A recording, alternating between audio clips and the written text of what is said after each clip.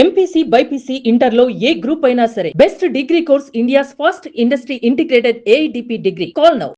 గత వారం రోజుల నుంచి చూస్తే బంగారం ధరలు పెద్దగా మారినటువంటి పరిస్థితులు లేవు. అయితే ఇదే విధంగా బంగారం వెండి ధరలు వచ్చే వారం కూడా ముఖ్యంగా కొత్త మాసం రాబోతుంది. ఆగస్టు మాసంలో ఈ ధరలు ఎలా ఉండేటువంటి అవకాశం ఉంది, పెట్టుబడులు పెట్టడానికి ఇది సరైనటువంటి సమయమా కాదా తెలుసుకునే ప్రయత్నం చేద్దాం. మనతో పాటు ఉన్నారు ఫైనాన్షియల్ ఎక్స్పర్ట్, మార్కెట్ అనలిస్ట్ గా ఉన్నటువంటి ప్రశాంత్ గారు. నమస్తే ప్రశాంత్ గారు. నమస్తే విజయ్. ఈ 1 వీక్ లో పెద్దగా చేంజెస్ ఏం కనిపించలేదు, చిన్న చిన్న స్వల్ప మార్పులు మాత్రమే కనిపించాయి. ఇదే విధంగా కంటిన్యూ అవుతుందా రాబోయే నెక్స్ట్ మంత్ కూడా? విజయ్ గారు, మనం చూసుకుంటే బంగారం ధర దాదాపుగా వారంలో నుంచి 1,48,000 24 క్యారెట్స్ 10 గ్రామ్స్ ధర దాదాపు ఫ్లాట్ గా కొన్ని వందల అటు ఇటుగా ఒక 1 వీక్ గా స్థిరంగా ఉంది. ఇందులో పెద్ద మార్పులు రాకపోవడానికి పలు కారణాలు ఉన్నాయి. అంటే మనం లాస్ట్ వీక్ గా చూసుకుంటే యుద్ధ వాతావరణం తిరిగి మళ్ళీ రాబోతుందా, మళ్ళీ డాలర్ ఏమైనా బలపడబోతుందా అనే సంకేతాలను బట్టి బంగారు రేట్ జనరల్ గా ట్రేడ్ అవుతుంది. అదర్వైజ్ బంగారం అనేది డెఫినెట్ గా next best currency. Target price అయితే ఇయర్ ఎండ్ కి దాదాపు 2 lakhs వరకు ఉంది. అందులో పెద్ద చేంజ్ ఉండకపోవచ్చు ఇదే గారు, దాని వాల్యూ అలానే కొనసాగుతుంది అనేది నా అంచనా. నా అంచనా కాదు, ప్రధాన సంస్థల అంచనా కూడా. కాకపోతే ఈ మ్యాక్రో ఎకనామిక్ ఫ్యాక్టర్స్ ఏవైతే ఉన్నాయో, ప్రధానంగా యుఎస్ ఫెడ్ రేట్స్ కట్ చేయడం కానీ, లేకపోతే sanctions, economic sanctions, trade war, తర్వాత డాలర్ యొక్క ఆధిపత్యం, ఇవన్నీ కూడా మనం ఫ్యాక్టర్స్ కన్సిడర్ చేసి చూసుకోవాలి. ఇక యుద్ధం అనేది ఈ బంగారు ధర నిర్ణయిస్తుందా లేదా అంటే మనం చెప్పలేము. ఎందుకంటే ఇప్పటికే పలు రూపాలు మారిపోయింది యుద్ధం. తర్వాత ప్రతి దేశం కూడా ఎనర్జీ క్రైసిస్ ని ఎలా ఎదుర్కోవాలి, స్టేట్ ఆఫ్ హార్మోస్ క్లోజ్ చేస్తే మన నెక్స్ట్ బెస్ట్ ఆప్షన్స్ ఏంటి అని ఎక్స్ప్లోర్ చేసేసాయి. ఈ రోజు నేను న్యూస్ ఐటమ్ చదువుతున్నాను, ఇండియా కూడా దాదాపు 25% ఎల్పిజి అండ్ పిఎన్జి సోర్సెస్ కూడా అమెరికా నుంచి తీసుకోవాలి. ఈ ట్రేడ్ ఒప్పందం రాబోతుంది కదా, అందులో పెట్టేసి 25% షిఫ్ట్ చేయాలి గల్ఫ్ దేశాల నుంచి, మనకి ఇలాంటి ఇబ్బందుల నుంచి అనేసి ఒక న్యూస్ ఐటమ్ కూడా నేను చదివాను. అలాగే చాలా దేశాలు కూడా ఆల్టర్నేట్ ఆఫ్రికా, లాటిన్ అమెరికా నుంచి చమురు కానీ లేకపోతే గ్యాస్ నిక్షేప కనెక్షన్స్ తీసుకోవాలని కూడా నిర్ధారించుకున్నాయి. కాబట్టి ఇక రాబో రోజుల్లో యుద్ధం పెద్దగా కంట్రోల్ చేస్తుంది ఎనర్జీని అని అయితే అనుకోను నేను. బట్ కాకపోతే అంత పెద్ద యుద్ధంగా మారబోతుందా లేదా కూడా చూడాలి. ఎందుకంటే మనం యుఎస్ లో పరిస్థితులు కూడా చూసాం.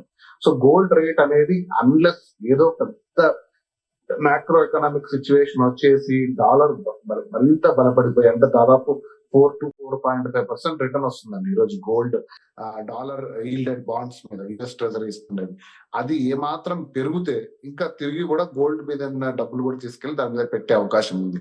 అది పొరపాటున ఒక 0.5% లేదా 2.25% తగ్గినా కూడా తిరిగి బంగారం అనేది ఫ్లాట్ గా దాని మీద ఇన్వెస్ట్ చేసే అవకాశాలు ఎక్కువ ఉన్నాయి.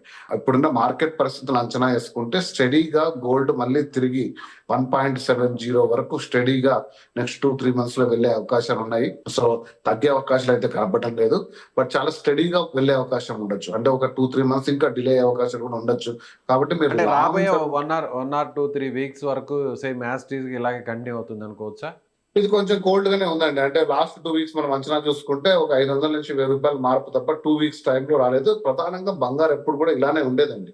అంటే రోజు రోజు రేట్లు మారే వారంలోనే మనం చాలా బిగ్ చేంజెస్ చూసాం రీసెంట్ గా చూసాం. కాబట్టి ఇప్పుడు ఆ ఫైనాన్షియల్ ఇన్స్ట్రుమెంట్ గా మారిన గోల్డ్ జనరల్ గా లాంగ్ రన్ లోనే పెరగాలి. అట్లా రోజు రోజుకి మార్పులు చెందే అవకాశం ఉండదు.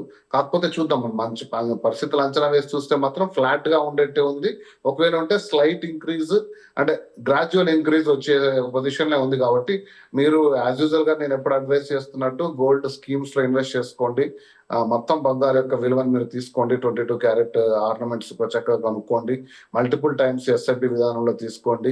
ఇయర్కి వెళ్ళి మీరు చూసుకుంటే ద బెస్ట్ రేట్ మీకే వచ్చి ఉంటుంది. ఆషాఢ మాసం కూడా క్లోజ్ అయిన తర్వాత రాబోయే సీజన్ అన్ని కూడా శ్రావణము, కార్తీకాలు ఇవన్నీ కూడా అన్ని కూడా పండుగ ఇండియన్ మార్కెట్ లో దాదాపు కొంచెం బంగారు, మరి దీపావళి కూడా రాబోతుంది, దసరా దీపావళి పర్చేసెస్ అనేది ఎక్కువ ఉంటాయి ఇండియాలో. బట్ కాకపోతే నేను మళ్ళీ చెప్పానంటే బంగారు ఎప్పుడు ఇంటర్నేషనల్ ఫ్యాక్టర్స్ మీదే ట్రేడ్ అవుతుంది. బంగారు ధర డిమాండ్ బహుశా మారచ్చేమో కానీ ఇండియాలో, కానీ బట్ ధర డిసైడ్ అయ్యేది ఇంటర్నేషనల్ డిమాండ్, ఇంటర్నేషనల్ ట్రేడ్, ప్రధానంగా US dollar, financial institutional investors.